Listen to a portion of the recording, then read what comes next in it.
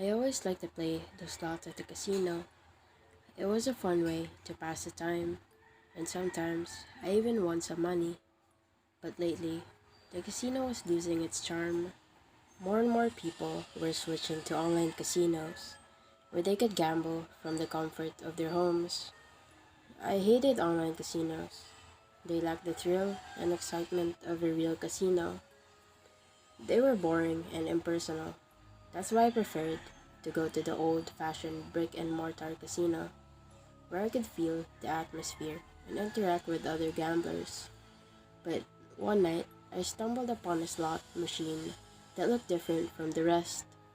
It was old and rusty, with a sign that said, "Play at your own risk." I was curious and decided to give it a try. I inserted a coin and pulled the lever. The reel spun and stopped on three cherries.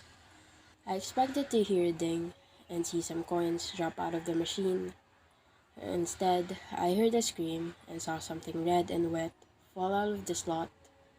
It was a human heart. I was shocked and disgusted by what I saw. I dropped the heart on the floor and backed away from the machine. I looked around and saw that no one else had noticed what had happened. Everyone was busy playing their own games or chatting with their friends. I felt a surge of panic and confusion. What was going on? Was this some kind of sick joke? Who would do such a thing?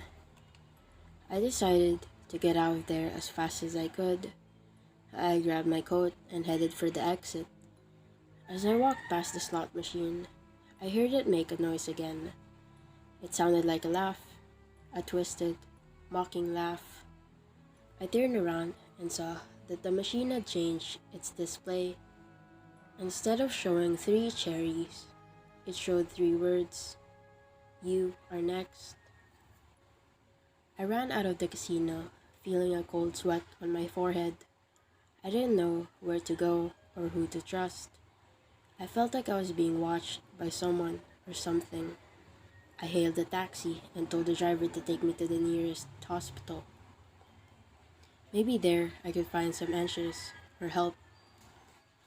As we drove through the dark streets, I tried to calm myself down. It was just a coincidence, I told myself. Maybe someone had planted a heart in the machine as a prank or a warning. Maybe it had nothing to do with me. Maybe it was just a bad dream. But then I heard it again, that laugh, that horrible laugh that haunted me since I left the casino. It came from inside the taxi's radio. "Hello there, my friend," a voice said. "Did you enjoy your little game?" I ran out of the casino, feeling a cold sweat on my forehead. I didn't know where to go or what to do. I just wanted to get away from that horrible machine and its sinister laughter. I hailed a taxi and told the driver to take me anywhere. I didn't care where, as long as it was far from the casino. As the taxi drove away, I tried to calm myself down. Maybe it was all a hallucination. Maybe I had too much to drink, or someone slipped something in my drink. Maybe it was a prank by some sick-minded person who rigged the slot machine with a fake heart and a speaker. Maybe there was a logical explanation for everything.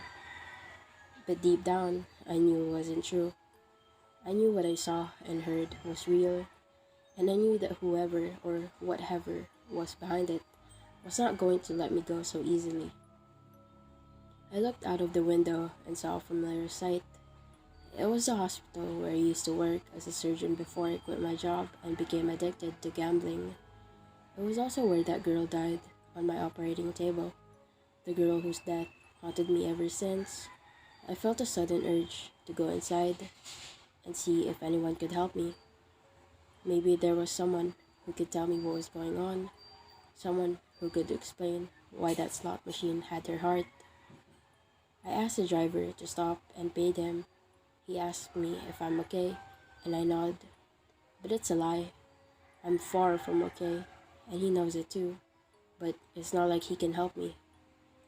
I walked towards the hospital entrance, hoping to find some answers or at least some peace of mind. But before I could reach it, I heard another noise behind me.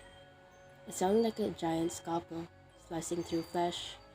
I turned around and saw it.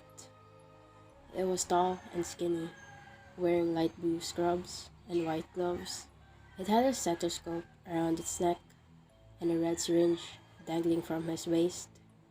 It wore a paper bag over his head and one eye hole cut out.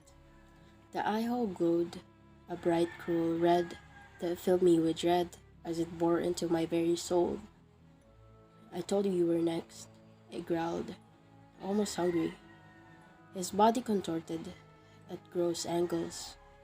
My throat constricted as I desperately tried to let out a scream, but my body refused to cooperate. Overwhelmed by the nauseating bile that surged up my chest. "Don't worry," it rasped. "You won't feel a thing.